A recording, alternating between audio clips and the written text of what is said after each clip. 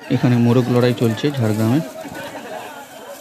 এটা হলো লালগড় রাজবাড়ি, যদিও এখন ভাড়াটিয়ারা থাকে তাই ভেতরে ঢুকতে দিচ্ছে না।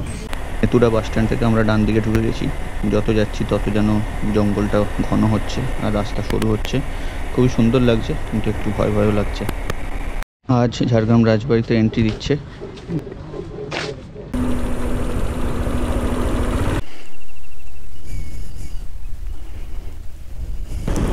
তারপরে 12 মাইল জঙ্গল পরপর পড়বে।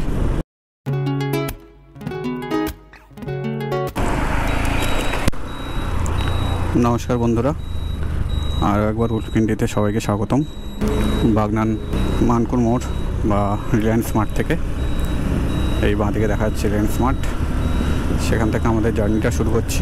জাস্ট আজকে তোমরা ডেস্টিনেশন বলতে পারো পলাশ ফুলের সন্ধানে ঝাড়গ্রাম।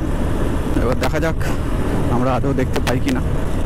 এখন বাজে ঘড়িতে 11টা, কিলোমিটার হয়েছে 39,507। চলো ধীরে ধীরে এগোনো যাক। আমরা কোলাঘাটে গিয়ে আবার মিট করছি তোমাদের সাথে। রাস্তায় যেতে যেতেই অনেক জায়গায় শিমুল পলাশের দেখা পাচ্ছি। এইখানে যেমন একবার পাওয়া গেছে, সুন্দর হয়েছে।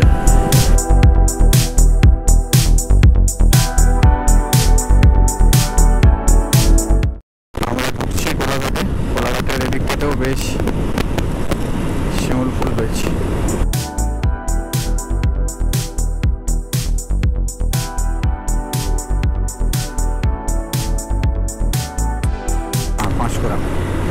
ঘাটালের রাস্তাটা একটু ডান দিকে মেখে যাচ্ছে আর আমরা সোজা বেরিয়ে যাব। আমরা পেরিয়ে গেলাম খিরাইয়ের নদী। এখন বাজে 11:25। খিরাই কিন্তু লাস্ট 3-4 বছরে বেশ জনপ্রিয় হয়ে উঠেছে। আর বিশেষ করে শীতকালে ডিসেম্বর বা জানুয়ারির লাস্টের দিকে খিরাই একদম ভরপুর থাকে। পাঁশকুড়া থেকে খড়গপুরের দিকে এগিয়ে চলেছি। এইদিকে গাড়ি ঘোড়া কম আর রাস্তাতে চালাতে খুব সুন্দরই লাগে।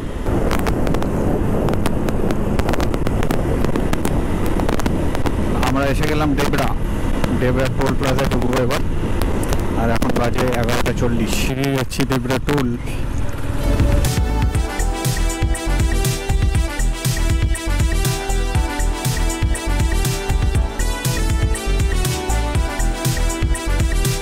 সুদূর বিস্তৃত মাঠ, আর এই ধারে শিমুল ফুল, হলুদ হলুদ হলুদ। খড়গপুরে ঢোকার ঠিক আগে। ওহ, কত ফুল কত ফুল।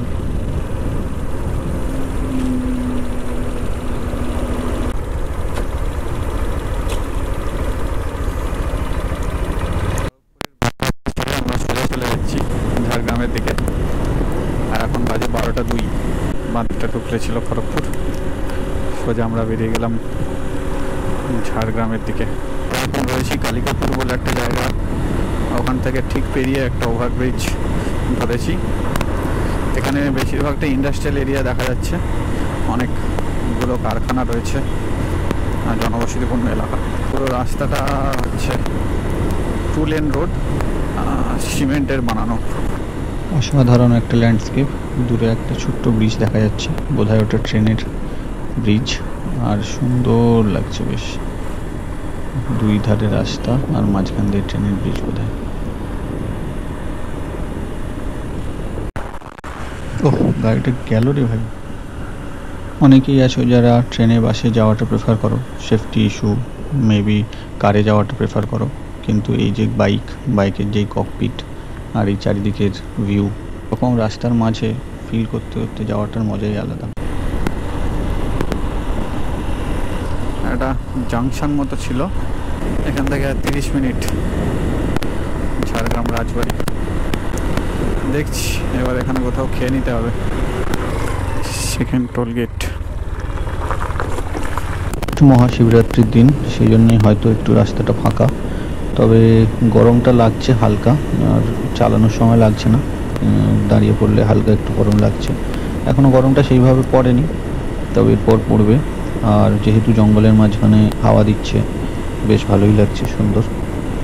তো বাইকে যেতে গেলে তো এইগুলো সহ্য করেই যেতে হবে। আমরা ভেবেছিলাম লোদাশুলির জঙ্গলটা একটু ফিল করতে করতে এগিয়ে যাই, তারপর ধোবি জঙ্গল থেকে ডান দিকে নিয়ে নেবো ঝাড়গ্রামের দিকে, কিন্তু আমরা ভুল করে আর একটু এগিয়ে চলে এসেছি। আর সেই জন্যে আমাদের আর একটা রাইট সাইড নেতুদা বাস স্ট্যান্ডের আগে থেকে এবার রাইট নিতে হচ্ছে। আমরা ভুল করে আগের রাস্তাটা ছেড়ে চলে এসেছি।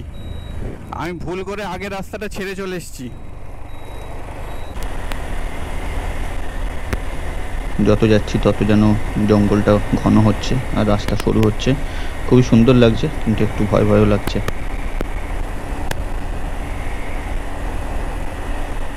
এক তো ভুল রাস্তায় ঢুকে পড়েছি, কোনো আইডিয়া নেই, আর বেশি লোকজনও নেই, এই এক দুজনই চলছে।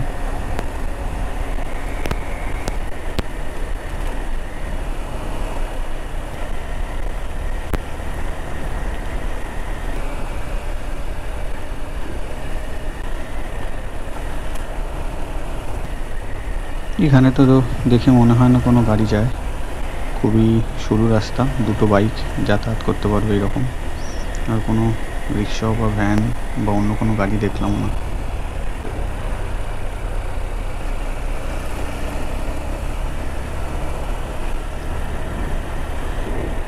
আমরা যেতে যেতে হঠাৎ দাঁড়িয়ে পড়েছি, আর কতগুলো মৌচাকদের বাসা দেখো।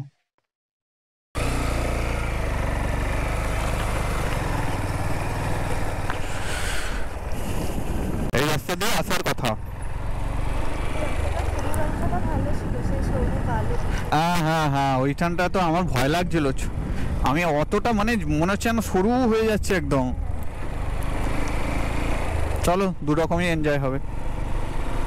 চলো, আমরা লোদাশুলি থেকে ঝাড়গ্রাম যাওয়ার মেন রাস্তায় উঠে পড়েছি। এবার এই রাস্তায় এগিয়ে যাব আর কিছুক্ষণ, তারপরে ঝাড়গ্রাম রাজবাড়ি। ঝাড়গ্রাম আর 5 কিলোমিটার।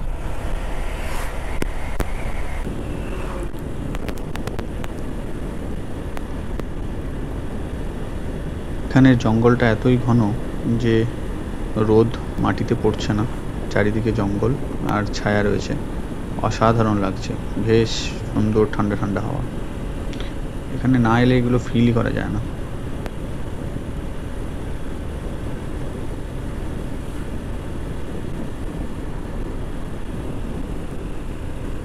আমরা এসে গেছি গ্রিন প্যালেস রেস্টুরেন্টে, যেটা ঝাড়গ্রাম রাজবাড়ি ঢোকার ঠিক আগে বাঁদিকে। বেশ সুন্দর সিটিং অ্যারেঞ্জমেন্ট, পেছনে জায়গাটাও সুন্দর। আমরা রাজবাড়ির দিকে এগোচ্ছি, মেন হাইওয়ে থেকে একটুখানি বললো। এখানেই একটা রেস্টুরেন্ট ছিল গ্রিন প্যালেস বলে, ওতে ভেজ খাবার খাওয়া হলো। আমাদের 250 টাকার মতো বিল হয়েছিল। টোটাল 4-5টা রুটি আর মাশরুম। আমরা রাজবাড়ির মুখে চলে এসেছি।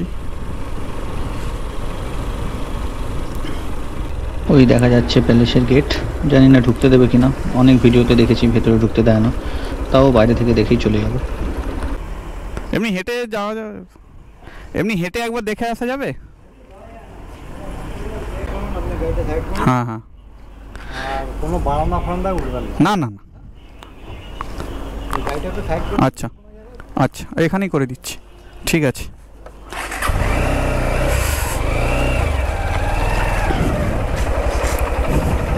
পুজো আছে, শিবরাত্রির পুজো, সেই জন্যে আমাদের ঢুকতে দিল।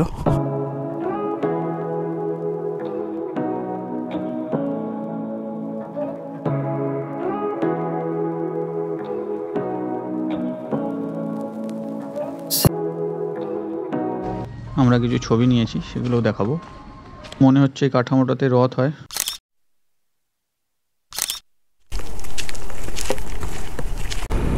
আমাদের পরবর্তী গন্তব্য হলো লালগড় রাজবাড়ি। মাঝে কংসাবতী রিভার পাবো, মাঠ। এই পথ যদি না শেষ হয় তবে কেমন হতো তুমি বলো তো। আমরা নদী দেখতে তো চলে এলাম, কিন্তু নদী কোথায়? আছে, জল আছে, তো ওই পারে।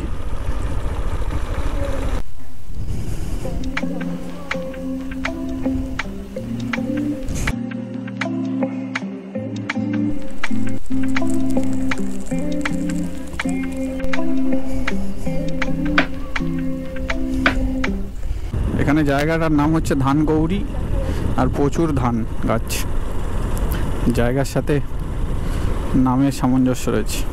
আচ্ছা, আমরা এবার এই কংসাবতী রিভার ছেড়ে আর চলে যাচ্ছি লালগড় রাজবাড়ি, তারপর পড়বে লালগড় ফরেস্ট আর 12 মাইল ফরেস্ট। সুন্দর এক দৃশ্য, কেউ যেন একটা মাঠের, সবুজ মাঠের ছবি এঁকেছে।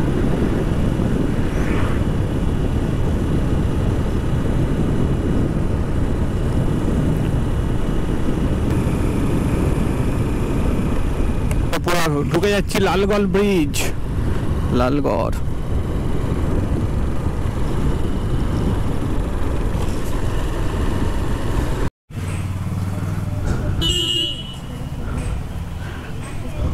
মুরগি লড়াই হচ্ছে, যাবে দেখতে যাবে?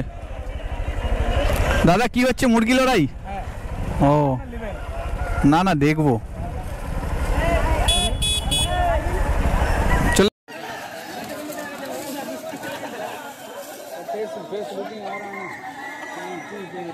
জঙ্গল, তারপরে 12 মাইল জঙ্গল পরপর পড়বে।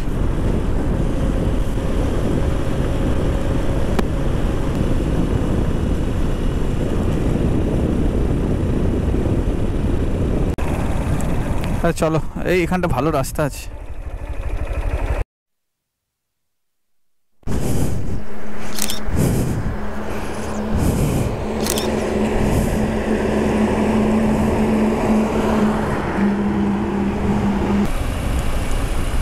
আমাদের ফেরত যাওয়ার পালা। আমরা এখান থেকে চন্দ্রকোনা হয়ে শালবনির জঙ্গল দিয়ে খড়গপুরের দিকে এগিয়ে যাব, আর খড়গপুরের বাইপাস করে মেন হাই রোড দিয়ে বাগনানে। একটু চা খেতে হবে। হ্যাঁ, মাথা ব্যথা করছে। কি কোথায় শুলি, বোধহয় সেই জঙ্গলে প্রবেশ করছি। এরপর চা খেয়ে আমরা বাকি রাস্তাটা এগিয়ে যাব, আর ভিডিও করব না। এরপরে দুজনে একটু কোয়ালিটি টাইম স্পেন্ড করতে করতে, দুজনে গল্প করতে করতে বাকি রাস্তাটা। Bye bye.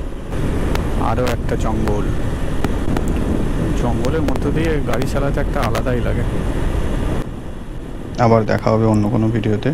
যদি ভিডিওটা ভালো লেগে থাকে আর এই জঙ্গলের রাস্তা যদি ভালো লেগে থাকে, তাহলে অবশ্যই লাইক দিয়ে যাবেন আর সঙ্গে থাকবেন।